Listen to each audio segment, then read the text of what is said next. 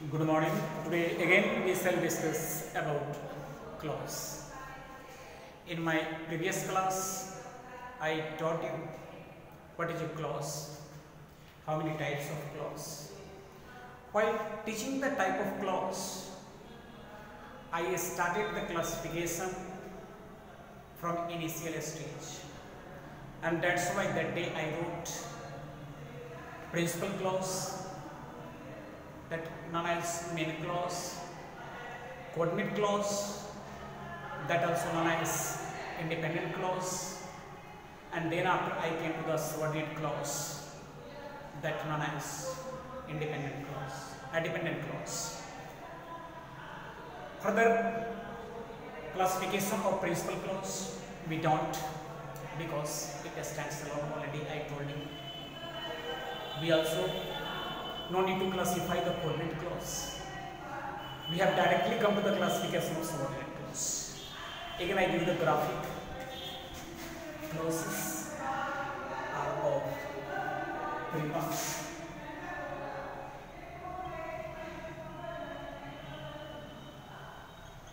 Principal clause,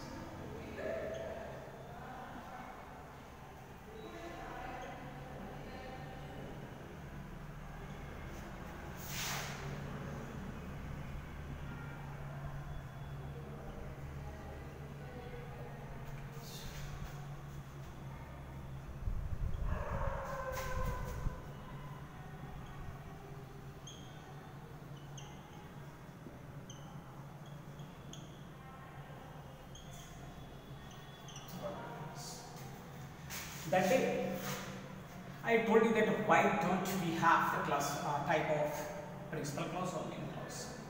We don't classify because it stands alone. Coordinate clause also we don't classify because they all are of equal rank of clauses, and I give you the explanation with example that day. Today we shall discuss about the type of subordinate clause. That day also I classified the subordinate clause into three parts.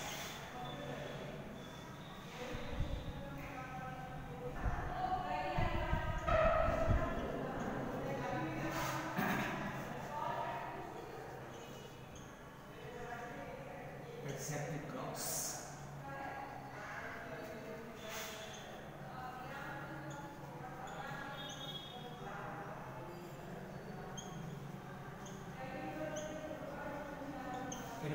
clause. So I have to begin this particular study or the explanation from noun clause. Already I have taught you all these portions. So today our topic comes directly this particular noun clause.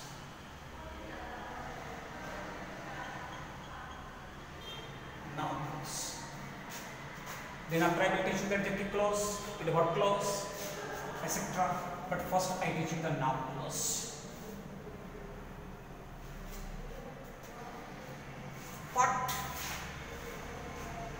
is a noun clause that we shall try to understand. But before coming to the noun clause, we have to think about noun. What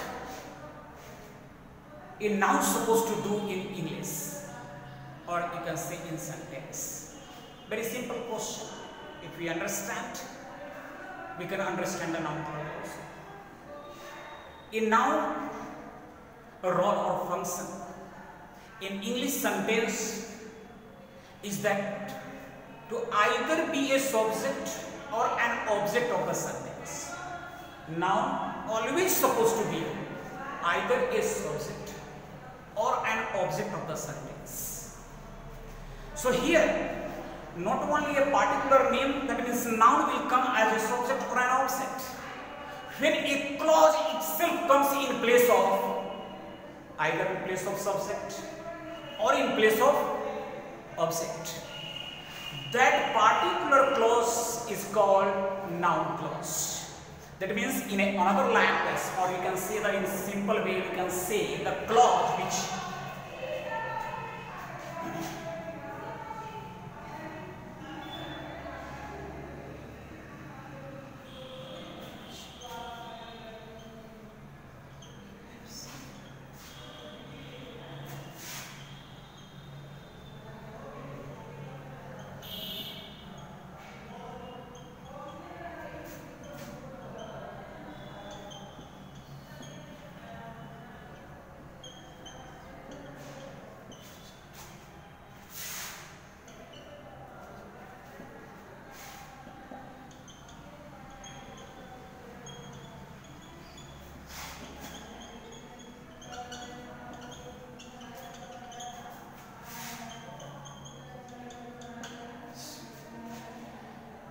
the clause which behaves as a noun, means either as a subject or an object of the sentence is called noun clause. As for example, Sachin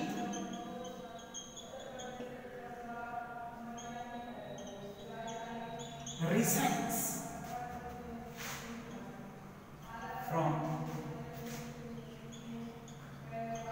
Indian team is a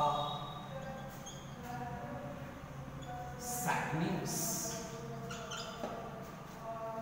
Sachin resigns from Indian team is a sad news. Very simple way to identify types of clause is that to put the question from a main clause and get the answer. If that subordinate clause capable to give the answer of what, that would be the noun clause. As for example, what is a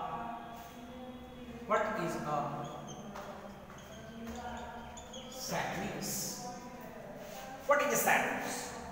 Our answer would be Sachin resigns from Indian cricket team. Sachin resigns is a noun clause. Noun clause. Because this particular entire clause, not noun, clause, takes the place of noun, takes the place of subject.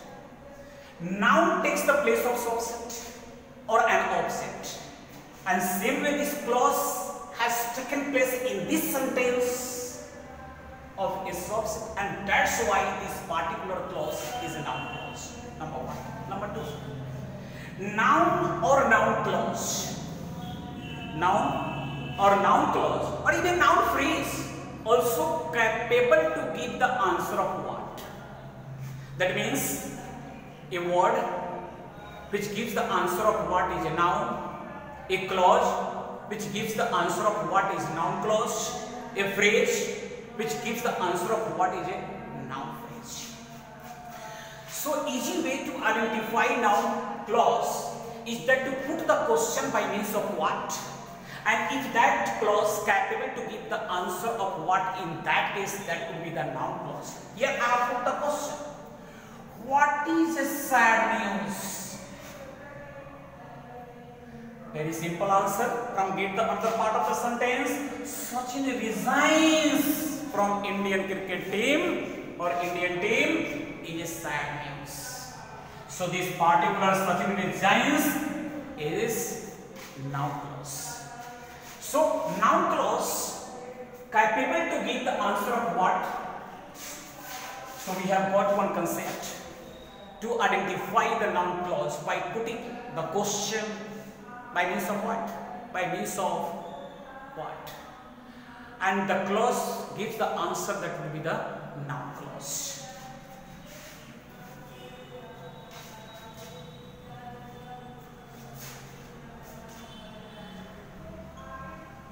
Whom the gods love die young.